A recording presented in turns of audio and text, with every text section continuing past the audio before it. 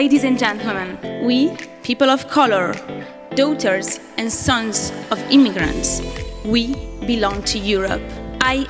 We are the story of Europe.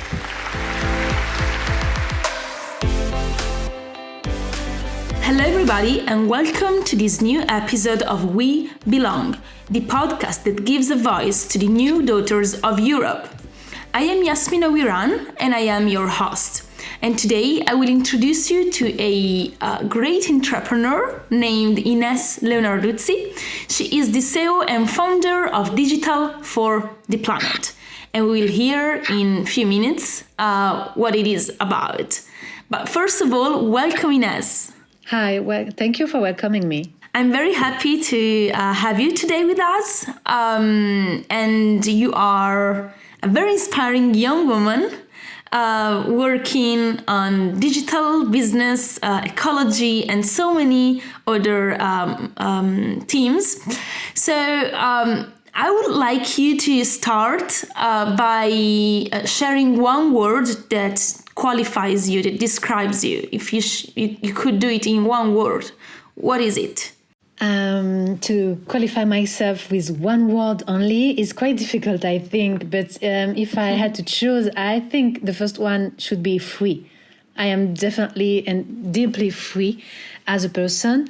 And I think this is the reason why I am where I am today, and I had so many experiences, so different. I've always wanted to be free in my life, do and be what I want, what I feel, and I think freedom is the most beautiful word, I think, in the language. Thank you. I mean, I think it's super important because after 10 years of experience in digital strategy consulting, you decided to set your own business. So it was precisely this quest for freedom.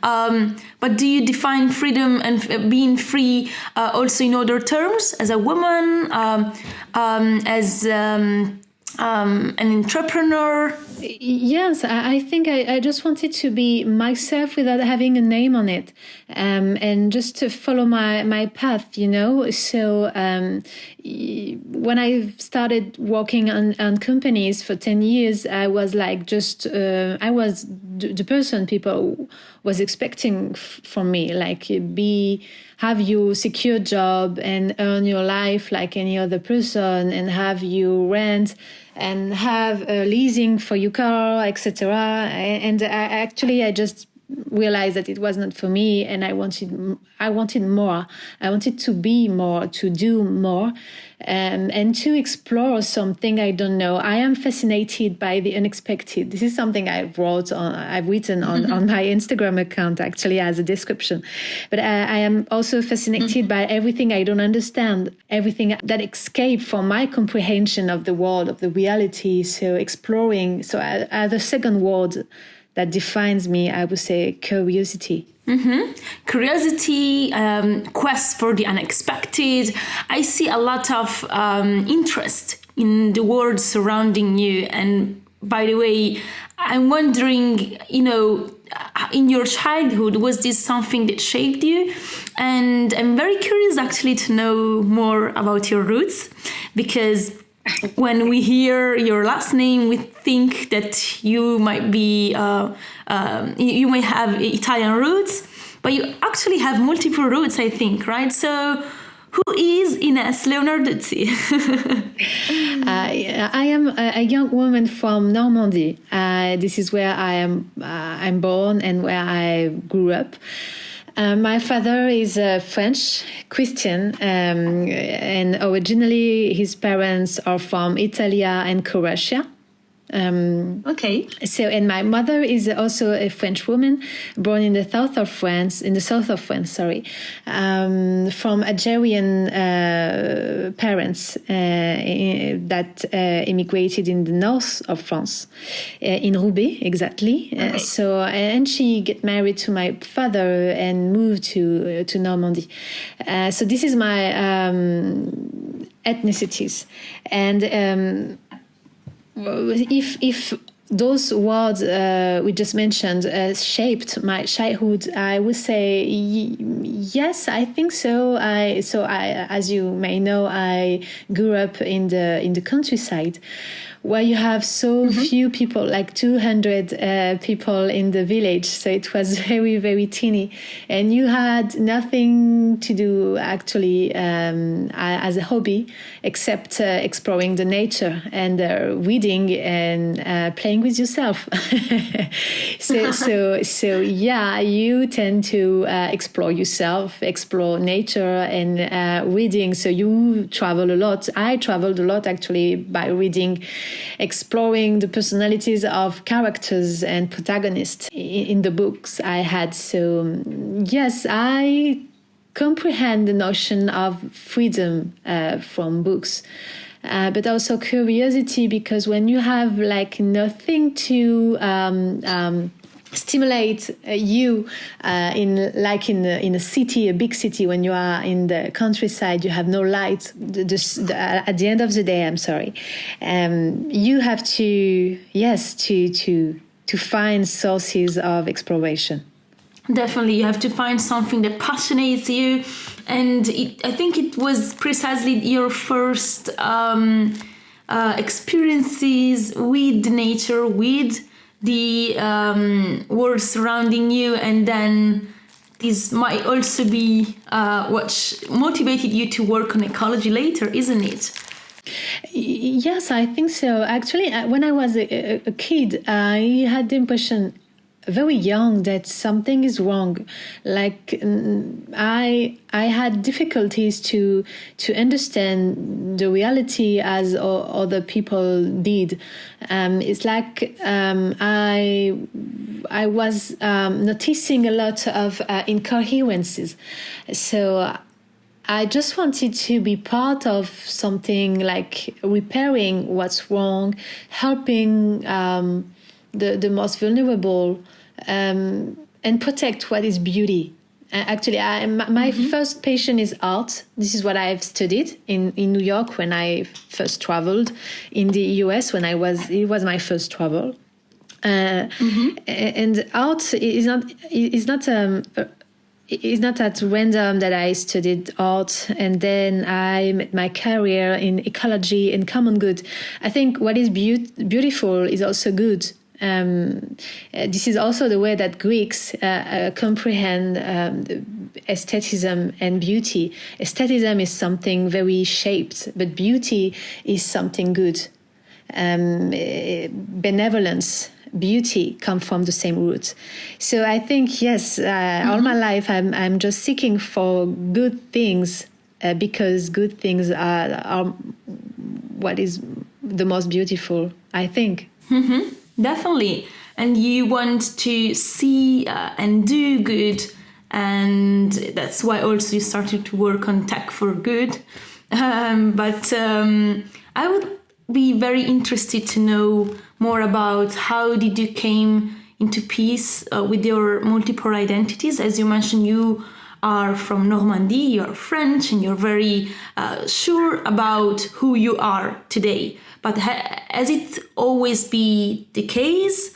Have you ever been questioned on your identity in your childhood? I am questioned. I'm still questioned on my identity still today. Actually, it's something you learn to live with. And now, actually, I spend so much time to understand who I am and what I want, and why I am not always where people are expecting me. So there was always a gap between what people wanted from me and what I wanted. So, and it was quite hard when you are a little kid and a teenage to live with this impression and this reality. I had the phenomenon that I am from countryside, but my destiny was in big cities, and this is not that obvious when you come from a little village. Then I had this duality in terms of a social background. My father is like a little bourgeois of Provence, and my mother is from an immigrated family from Algeria. And then also in terms of ethnicities, my father is white, my mother is Arabian, and also in terms of religion and spirituality, my father is Christian and my mother is Muslim. So of course, all my life is about duality. All my life is about questioning who I am. But finally, sometimes you don't need an answer. You just need to be aware of where you are and who you are in your heart. Are you aligned with everything you do every day? This is your identity. You are defined by what you do, by what you think, the way you behave with people. So who I am is when people will be telling you, Inès is this, is that. This is my identity, but it's something very moving, very dynamic as a notion, who you are. You are not the same person, you, Yasmin, than you are like 10 years ago or even 5 years ago. You evolve every day. And I hope this is true. I hope we evolve, all of us, every day. Mm-hmm. Yeah, we are living experiences, and every day we are, transforming, changing, and adapting to the reality. And I like the fact that you found an harmony between all those backgrounds and differences that you have, and you actually understand that you can be both. I would be very curious to know more about a term that you invented, and concept. You're the inventor of the concept digital ecology. What is it about? Can you tell us more about it? Yes, sure. Digital ecology is a new notion that defines the way that the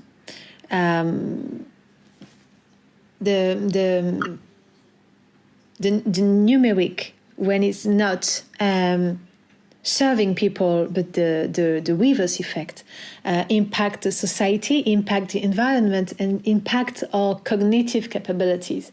So my job is to make research on the way that first digital industry has nocive effects on our environment, brain, and society, but also what should be the solutions.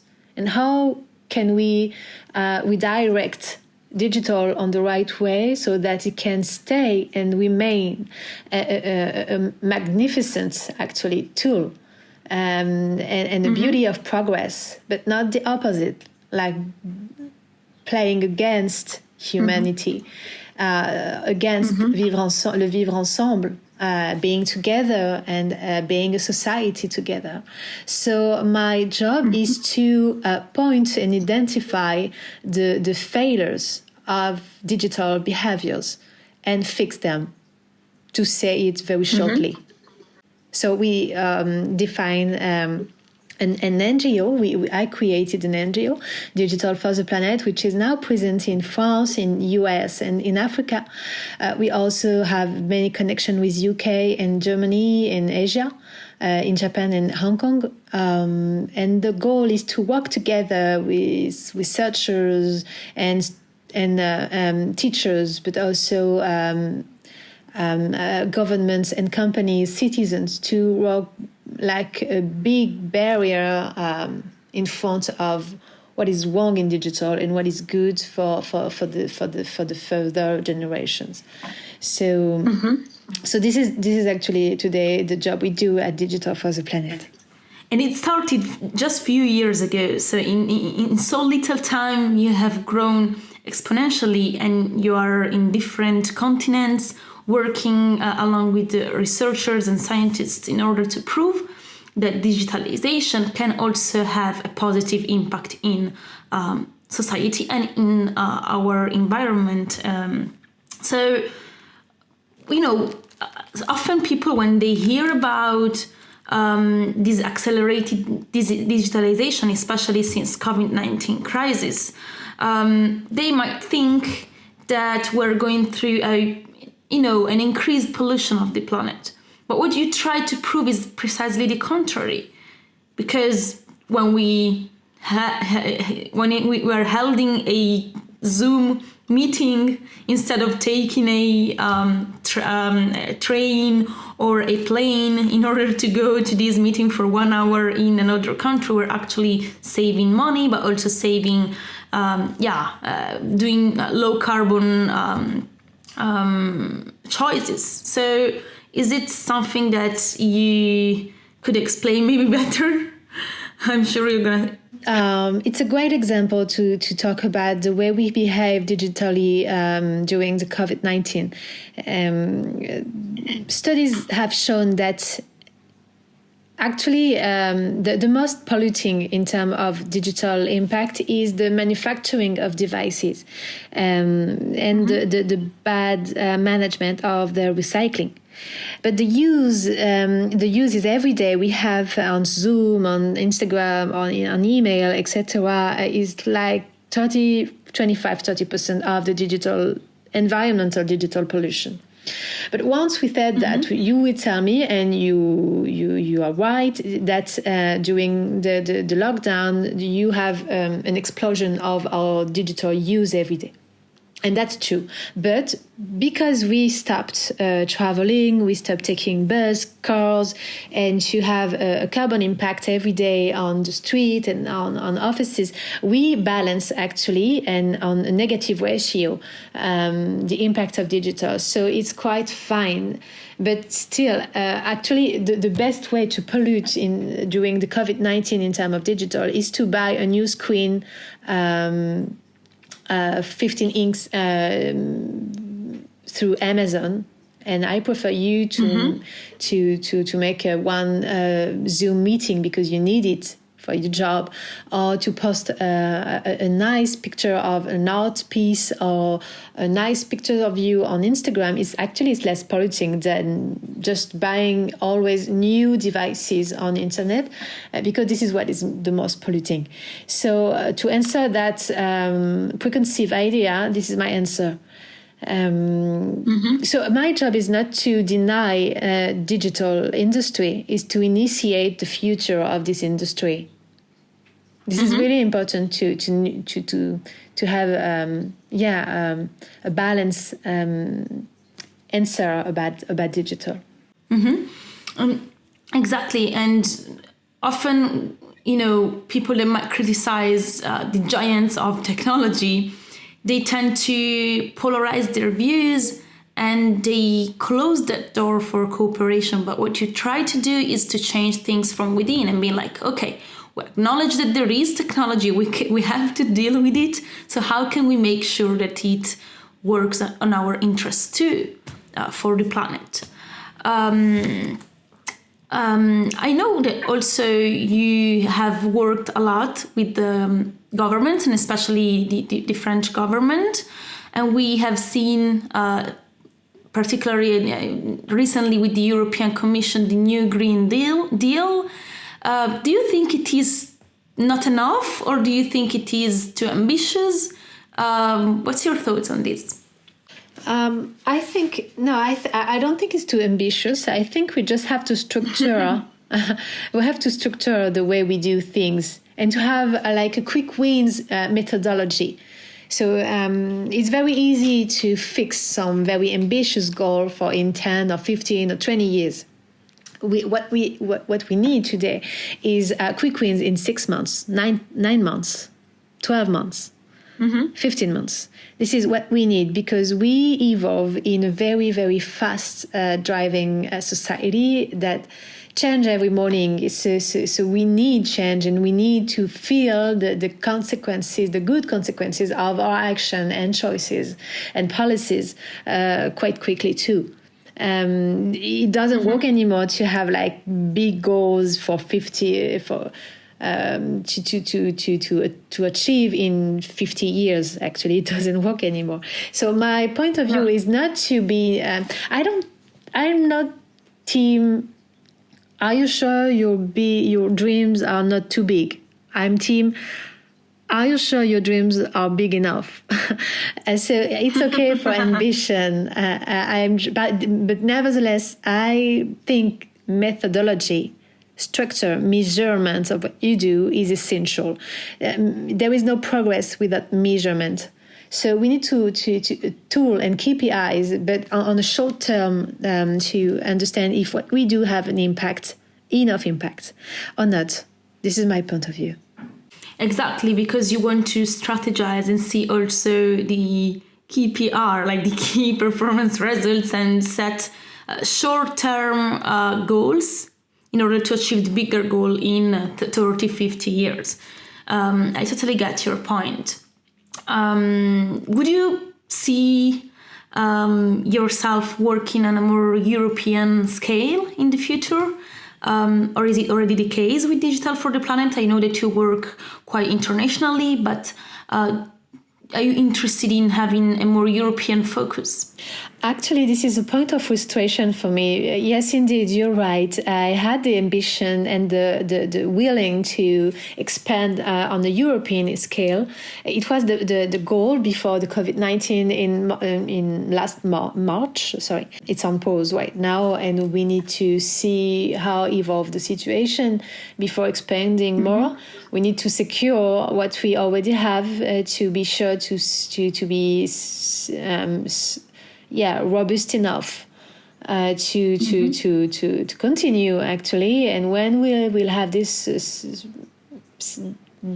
approval, we can expand on a European scale. Why is it frustrating? Because I have so many requests about people, companies, cities, and organizations in Europe, in many countries of Europe, to be partners and to make concorded actions together, and it is not possible right now because we definitely have to focus on what we initiated in our current offices. So sometimes we just want to say, I want to go there, and I go there. I don't care about the rest. But when you are responsible, when you want to be a responsible CEO, and you have people to protect and the situation to preserve, you have sometimes to wait. So yes, to answer your question quickly, yes, definitely Europe is key for what we do. But now we are victim of the circumstances, and we have to wait just a little bit more. Exactly. In terms of uncertainty, it's very important to be conscious of the challenges, but also responsible enough as a CEO, and you do it very, very well. I would like also to touch on your work in the Global South. I know that recently you have been starting to work with the African countries, which we have to say they are the main impacted by climate change. And most importantly, many people are still far from having access to digitalization in this region. So how do you see your work in Africa, and in which country are you working or planning to work there?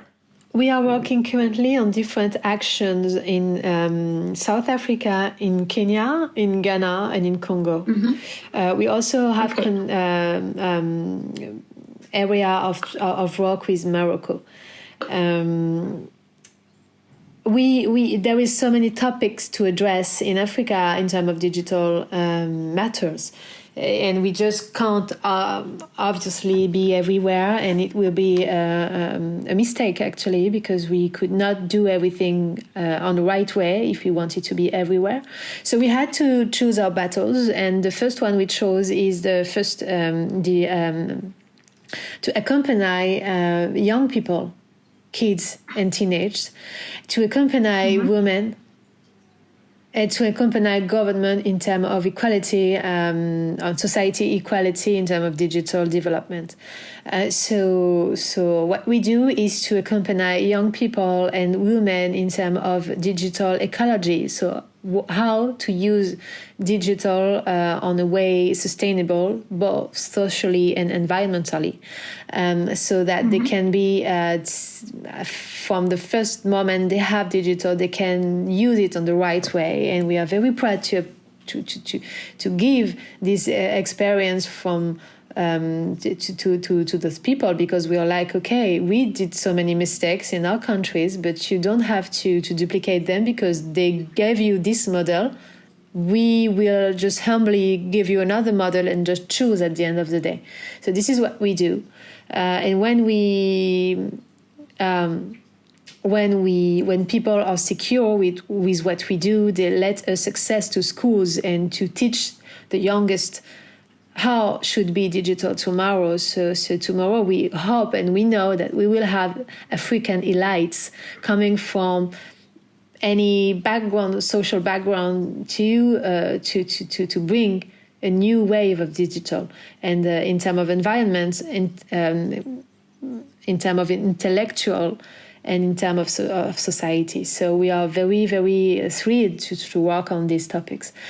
Same for women. We think women are African entrepreneurs are very numerous in terms of women. And we are very, very glad to accompany them through so many structures and NGO and incubators. So this is a nice work to do. And also with government, the countries that want to be more digitalized, how they can do it so that they can respect the sovereignty of people in terms of data, in terms of equality, in terms of inclusion, in terms of parity. So all those topics are what we explore every day with them, and it's passionating because we learn every day from them, from people that help us. So you learn as much as you give, and this is great. You made a perfect transition into my last topic that I would like to touch with you. You mentioned the importance to bring digitalization and link women into entrepreneurship. And I know that you're also the founder of The Wit, which is a network of creative women entrepreneurs. Can you tell us more about it? How did it start and what do you offer in this network? Actually, WIT is an association I've founded 6 years ago. It was about promoting and supporting women entrepreneurs, because I was one of them, and I had no particular network, and I thought, let's just meet and let's gather each other and let's see what we can do together. So it was something very natural that is born from need, actually, from a need, and I am very proud because the WIT was one of the first association in the place of Paris in terms of women entrepreneurs, and now you have so many associations fighting for these goals. I think the job has been done, but so many things remain to be done. So, but today, my point of view, I became more mature about the way I want to support women, and I realized that so many people also need to be supported. So, when you want to celebrate women, you celebrate the whole world. You celebrate Black people, you celebrate fat people, you celebrate Muslim people, you celebrate Jewish people, you celebrate people of little sized. You celebrate everyone, disabled people, and actually, now WIT became Preserve, which is my new company, a little company, very humble, but it is a digital platform, dedicated to masterclass on well-being with many experts, neuroscientists, authors on the topic that give masterclass about how to live better. And the particularity of this platform is that it's promoting the inclusion of everyone. So I am very, very my biggest pride in this project is that sometimes I have a disabled people or a transgender, and they are telling me I can because I saw that you promote us. and you support us. And I think without that message that you just leave on your website and every time you go on TV, I would have come, because I would have not be sure that I would be accepted as I am. So I think it's crazy to have this kind of feedback today. Like, you know, I lost my father-in-law last week, and we buried. It's fine, thank you. I think so many people have this kind of events in their life. So we buried him. Last week, and actually he has been buried by a priest. When we were waiting in front of the church, a woman from the church came to my mother-in-law and said, "Hi, madam, I'm sorry to disturb you, but I just wanted to tell you, the priest is black. Is it okay for you?" And my mother, wow. Yeah, it was brutal. And my mother-in-law was like, "Wow, of course it's okay. I mean, I don't mind, and I'm very glad." And so my parents-in-law are white, and my father-in-law was a man who worked a lot in Africa. So it was a great link and a great thing that the press was black. But it was an issue, actually. They weren't sure that we were okay with this. And it means that some people are not okay with this. So I think, and I always, every day, I'm shocked about that we have so many work to do on this today. So yes, my engagement for women is stronger than ever. But when you support women, you support the whole world. This is what we do as women, actually. We give birth to the world, to humanity. So when you support another woman, you support everyone. Definitely, you open a new door, not only for women, but for every person, no matter where they come from, what they look like, and what's their color of skin, or what's their sexual orientation. That's super important. And I'm very, very happy to see the evolution of the WIT into preserve. So everybody go and check the masterclasses of Preserve Experience on well-being.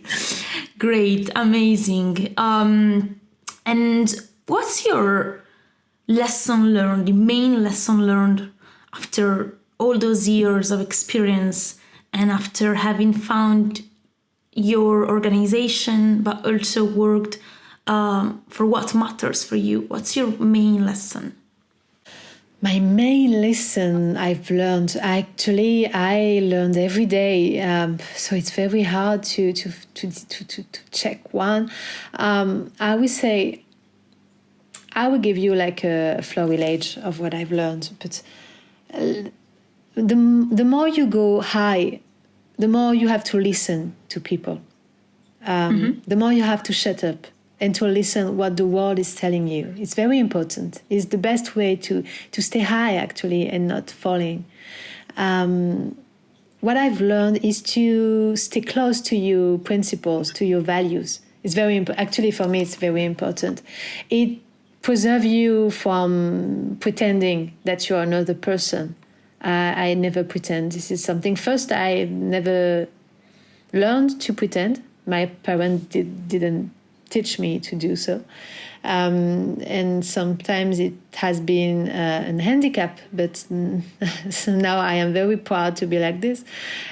So yeah, being aligned with what you are, and every time you make a decision, you are like, okay, I am very fine and comfortable with this decision, and that's okay for me. So this is the way you have to know if you're aligned or not. And don't be afraid to miss an opportunity. Sometimes you have to like we say, to eat snakes. This is what we say in French. We say avaler des couleuvres et apprendre à les digérer. To eat snakes and learn how to. I love it. And sometimes you have to do this because this is what you have to go through to achieve your goal. And this is the way you grow up. But sometimes you are like, no, that's not for me, and I won't go there because this is not like me. And I don't like this. And this is really important to stand up for what you are, because you can achieve whatever you want. If you lost yourself, well, I don't know what the victory is. And to finish, I would say my main lesson is to always remember why you do things you do. Because sometimes when you are just too focused, always walking, giving everything you have, this is the particularity of passionate people, actually. This is their main, their main point of weakness. And always remembering every morning, why am I doing this? And sometimes you realize that you do things for people, what they're expecting from you, from what people and sometimes you realize that actually people don't expect anything from you except to be happy. So are you happy, and are you pursuing something that you still want? And it's okay to change the direction of your life as much as you want, actually. So at the end of the day, do things for you, because you can't do anything for other people if you are not respecting and preserving yourself. Own your path. Well, that's great. You gave us an exciting and great key along with the lesson. Thank you so much, Inès. I think it is so valuable to have your point of view, especially knowing all the experience that you gathered. Very, very inspired. So my last question for you is: do you feel that you belong to Europe, and what does it mean for you to belong to Europe, to society, and to where you live?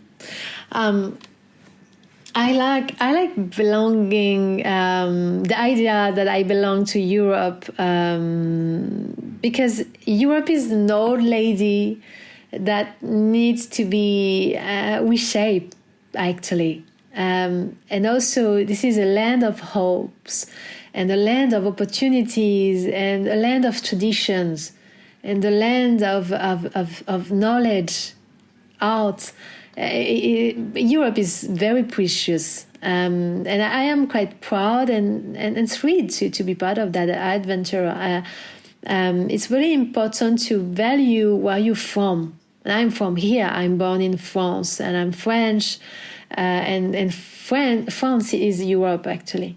I had the chance to travel into small countries of Europe and other bigger countries of Europe.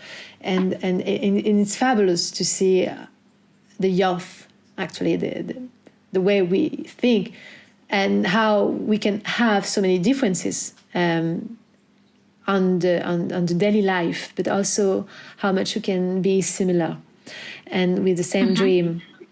At the end of the day, I just consider myself as a citizen of the world.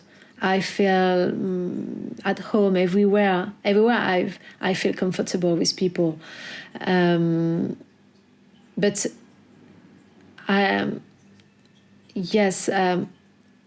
I think as a young people from Europe, we have a duty, a destiny to invent something new, something good for everyone, and to transmit this Europe to our children and the next generation. So there is something very emotional about this. But I am not the expert that you are in Europe, but I am sure that just one thing. I am sure that just one thing. This is that Europe needs us, definitely. She needs new colors. She needs new faces. And you are one of them. So, I think you are just admirable about everything you do. Thank you so much. Oh my God, I'm so humbled. But I think you said something super important, which is the fact that Europe is an ongoing project. And as an ongoing project, it needs to be rethought. We need to rethink the way it works, and to improve it and to adapt it to our generation as young people. Thank you so much, Inès. I am very, very happy of this conversation, and good luck with your work. You too. Long life to We Belong. And thank you very much for welcoming me. I was very glad to be with you. Thank you. To conclude, let me share with you my key for today, which is the UPG Sustainability Leadership Program 2021 in the USA.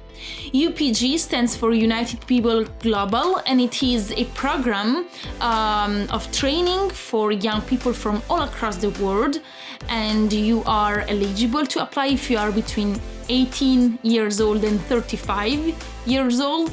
So I really encourage you to apply and share the word. The deadline is November 30. This was the end of our episode. We Belong is a podcast produced by La Cavalcade, and you can find us on all platforms. Bye!